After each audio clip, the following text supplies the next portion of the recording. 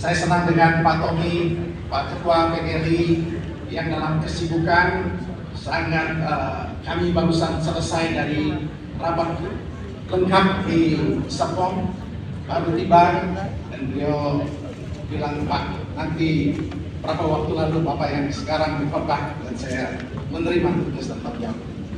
Bapak Ibu yang kekasih, tema Natal kita adalah Allah mengutus anaknya supaya dunia diselamatkan melalui Dia.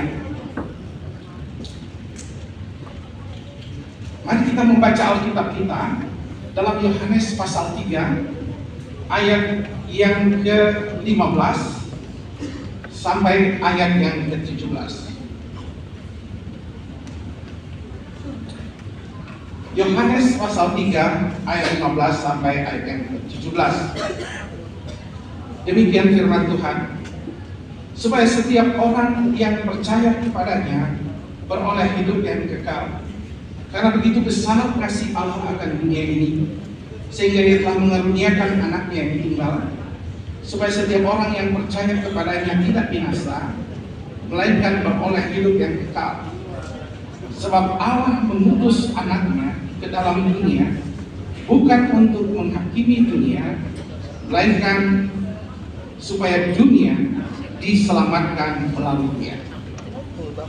Tema Natal kita, tema Natal dalam PGRI adalah Allah mengutus anaknya supaya dunia diselamatkan melalui Dia.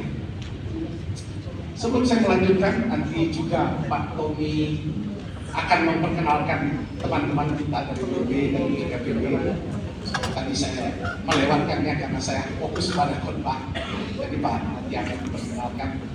Tetapi saya bangga ada di sini karena ternyata gembalanya adalah kawan karib saya, Pak Wahyudi, yang juga selalu saya khotbah di gerejanya di Makassar, dan saya senang sekarang boleh berkhotbah di sini.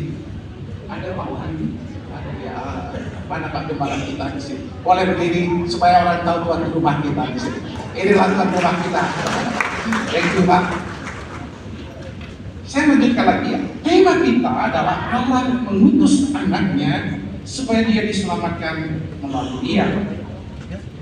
Bapak Ibu, ketika saya membaca teks Yohanes, saya mencoba membaca dari sudut pandang yang lain.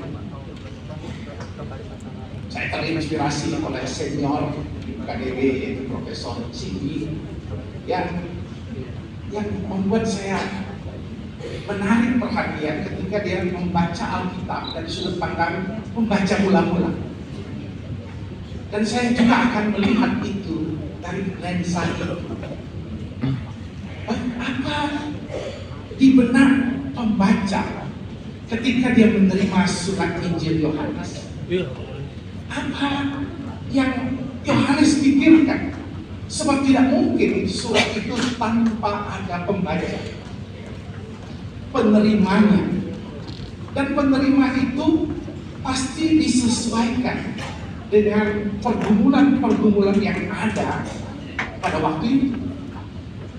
Sehingga hari ini saya mau melihatnya, ternyata memang Yohanes memiliki yang disebut oleh para ahli Alkitab adalah Johannine Community, komunitas masyarakat Yohanes yang dikenal kemudian oleh Yesus dan berbagai tempat sebagai jemaat yang disebut Beloved Community, komunitas yang hidup saling mengasihi.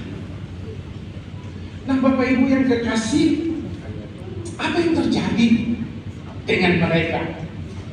Apa yang terjadi dengan komunitas jemaat ini? Mereka memang sudah terpisah dari sinagog. Mereka Judaisme sudah terpisah. Ada yang menulis 90 sampai 100 tahun. Mereka sudah terpisah menjadi komunitas Kristen. Tetapi penganiayaan masih terus berlanjut. Mereka mengalami aniaya. Terutama orang-orang Yahudi terus menyebarkan cerita. Mereka menghujat Tuhan, menghujat Yahweh dengan mengatakan Yesus itu Tuhan.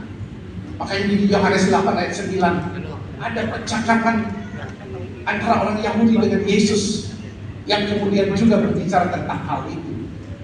Yohanes ingin membuktikan bahwa sejak Yesus ini pergumulan itu sudah dihadapi, bahkan hampir dilempar batu.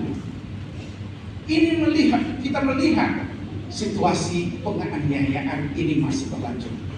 Tetapi penganiayaan itu bukan hanya sekedar penganiayaan, tetapi juga eksklusi sosial.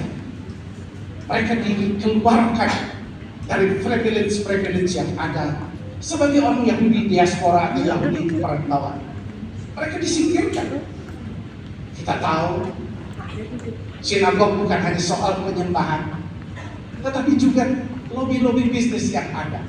Orang-orang yang sangat pintar berbisnis, sangat hebat, bisa punya lobi sampai ke istana Kaisar Roma yang begitu luar biasa. Dan hari ini mereka diekskludkan, dikeluarkan, dan mereka tidak punya privilege bisnis seperti kalau mereka masih ada dalam Judaism atau Judaism. Begitu berat yang mereka hadapi. Ekonomi mereka mengalami kesulitan, keyakinan mereka juga, dan mereka menjadi vulnerable, sangat rentan dengan serangan, dipalak, dibegal. Karena sistem keamanan pada waktu itu tidak seperti sekarang ada Danramil atau Koramil atau apapun, polsek. Semuanya harus berbayar, dan itu dibayar oleh komunitas-komunitas. Dan mereka, ketika mereka di-exclude sebagai orang Yahudi Kristen, mereka menjadi sangat rentan dengan situasi ini. Disinilah Yohanes menulis. Mengapa kitab Yohanes agak unik? Karena Yohanes ini unik sekali.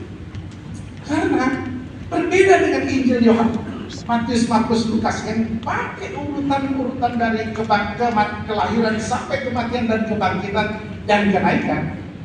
Yohanes tidak mulai dengan kelahiran, tapi langsung membuktikan dia Allah. Pada mulanya firman. Dan dia terus ingin membuktikan. Dan setiap cerita dia tidak urut-urutkan. Kadang-kadang penghancuran bait suci dia penghancuran dagang-dagang di bait Allah itu ditaruh di awal. Dia ingin menegaskan tema setiap kali kejadian. Tema sentralnya adalah siapa Yesus.